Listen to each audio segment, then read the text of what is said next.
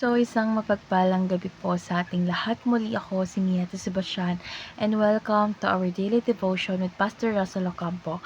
And today, our devotion talks about humility makes us like Jesus. And our scripture is all about Philippians chapter 2, verse 5 to 8. So, NI version, in your relationship with one another, have the same mindset as Christ Jesus, who, being in the very nature God, did not consider equality with God something to be used to his own advantage. Rather, be made himself nothing by taking the very nature of a servant, being made in human likeness, and being found in appearance as a man, he humbled himself by becoming obedient to death, even death on a cross.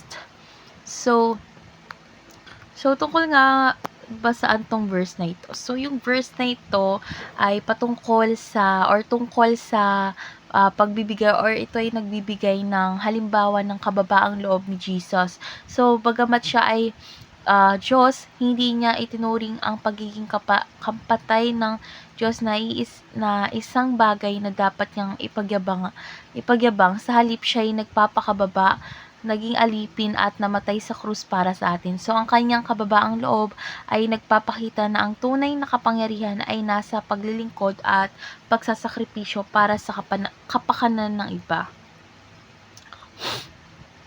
Excuse me? So, dadako na tayo sa ating teaching. So, yung first teaching is Jesus, humility is our standard. So, yung kababaang loob ni Kristo ang dapat nating tularan. Hindi siya naghangad ng personal na kapakinabangan, kundi ibinaba ang sarili para maglingkod. So, second, Jesus humility involves self-emptying. So, sa halip na gamitin ang kanyang posisyon bilang Diyos para sa sarili, siya ay nagpakumbaba at inialay ang kanyang buhay. So, last teaching is Jesus, humility leads to service. So, yung kanyang kababaang loob ay nagbunga ng paglilingkod, hindi sa paghahari sa iba, kundi sa pagiging handang magsakripisyo. So, dadako na tayo sa ating application. So, yung first application is adopt the mindset of Jesus. So, tularan natin ang kaisipan ni Kristo na hindi naghangad ng personal na kalwalatian, kundi laging inuuna ang kapakanan ng iba. So, second, avoid a sense of entitlement. So, wag tayong mabuhay na tila may karapatan sa lahat ng bagay, kundi maging handa tayong magsakripisyo at maglingkod sa Kanya. So, last application is aspire to become a servant. So, sa halip na maghanap ng ibang posisyon o karangalan, hanapin natin ang pagkakataon na maglingkod gaya ng ginawa sa atin ni Jesus Christ. So, dadako na tayo sa ating discussion. So, our discussion is all about paano natin maaaring tularan ang kababaang loob ni Kristo sa praktikal na paraan. So, para sa akin, ang pagtulad sa kababaang loob ni Kristo ay nangangailangan ng pag-alis ng sarili nating pagmamataas at pagiging handang magsakripisyo para sa iba. Siyempre, una na dito yung kailangan nating bitawan ang anumang pagnanais na maghangad ng mataas na posisyon o personal na karangalan.